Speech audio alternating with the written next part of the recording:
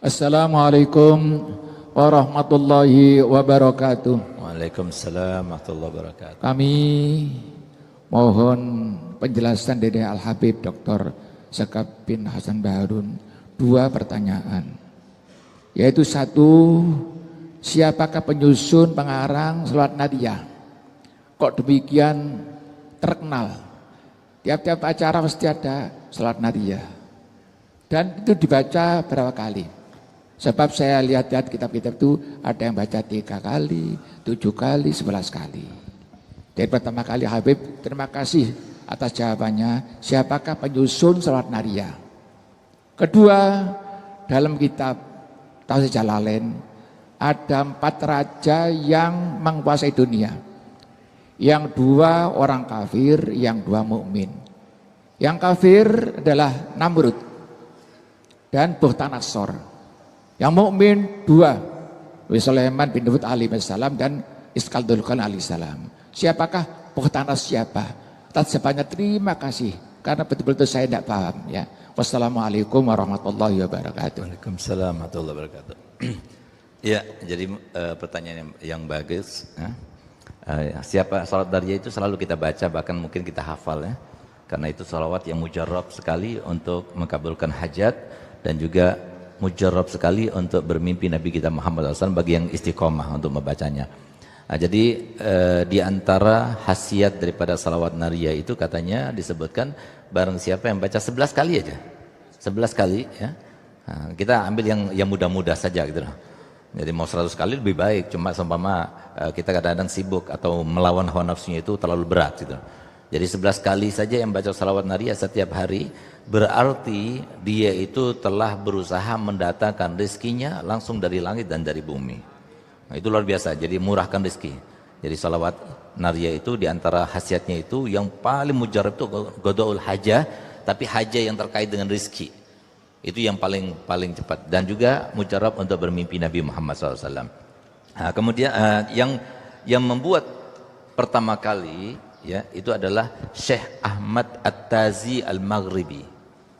Nah, sehingga dulu itu namanya salawat itu bukan nariyah tapi taziyah.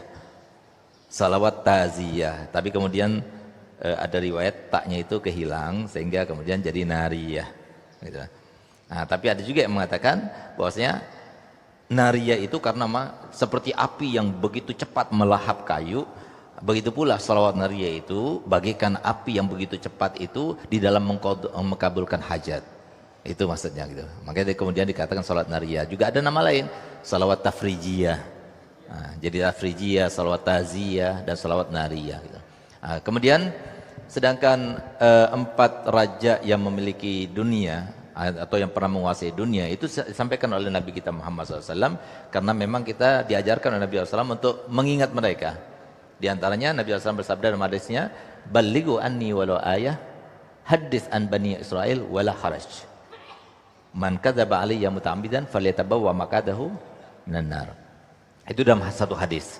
Yang artinya kata Nabi SAW, jadi silahkan kalian itu berbicara tentang Bani Israel. Nah, termasuk yang disampaikan Nabi SAW di antaranya adalah malakat dunia arba'atun. Telah menguasai dunia ada 4. Kafiran wa mu'minan. Nah, ada yang 2 kafir, yang 2 mukmin. Yang mukmin itu adalah seperti yang disampaikan adalah Nabi Sulaiman sama Sayyidina Dzulkarnain. Sedangkan yang kafir Namrud yang di zamannya Nabi Ibrahim, yang membakar Nabi Ibrahim, dan juga Bukhtanasar. Nah, Bukhtanasar ini ada 2 riwayat katanya Ustaz.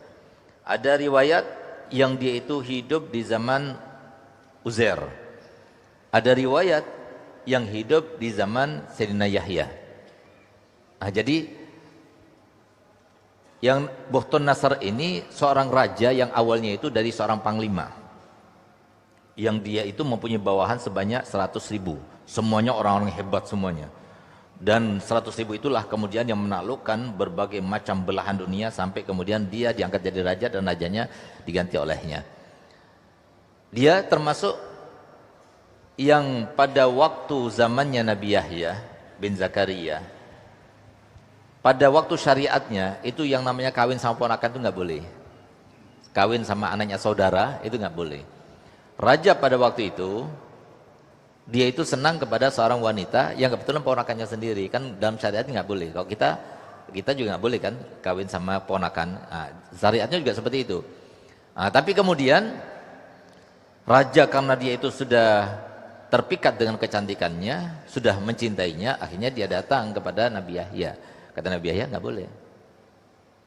Berkali-kali dia bilang nggak boleh. Nah, akhirnya, tapi dia raja sudah senang. Sampai kemudian, dan raja itu setiap harinya dia minta permintaan apa kepada istrinya itu, dari saking senangnya dan cintanya kepada dia. Apapun, sebelum sampai dia itu mau ngawininya, dia nggak mau. Sampai dia itu pernah suatu waktu ditampakkan kecantikannya, sampai yang namanya raja itu begitu cinta dan tergiur. Ketika dia itu akan mendekatinya dan minta untuk minangnya, gal aku minta permintaan dulu. Apa permintaannya? Bunuh Yahya bin Zakaria itu. Bawa darahnya kepadaku, baru aku mau kawin sama kamu. Nah, ketika itulah maka kemudian Yahya dipanggil oleh raja tersebut, lalu disembelihnya Nabi Yahya itu. Dan sebagian daripada darah itu berada di tanah, jatuh di tanah, dan dia itu terus menyala, dia marah, bumi itu marah dan tidak menerima, sampai kemudian Allah Ta'ala akan memberikan azab kepada raja ini dan juga kaumnya. Nah, maka kemudian diutuslah Bukhtun Nasar, yang kemudian dia membunuh Bani Israel sebanyak 70.000 orang pada waktu itu. Sehingga yang tadinya darah itu kemudian menyala-nyala dan Bani Israel tahu itu, begitu sudah dibunuh 70.000, akhirnya jadi kembali seperti semula dan hilang. Nah, inilah, itu Bukhtun Nasar yang disebutkan itu, yang membunuh sebanyak 70.000, itu adalah Bukhtun Nasar yang disebutkan yang memiliki dunia. Jadi dia itu adalah Raja Babil. Babil itu, kerajaan Babil itu sekarang ini berarti di Irak, di Baghdad itu. Nah, mungkin seperti itu.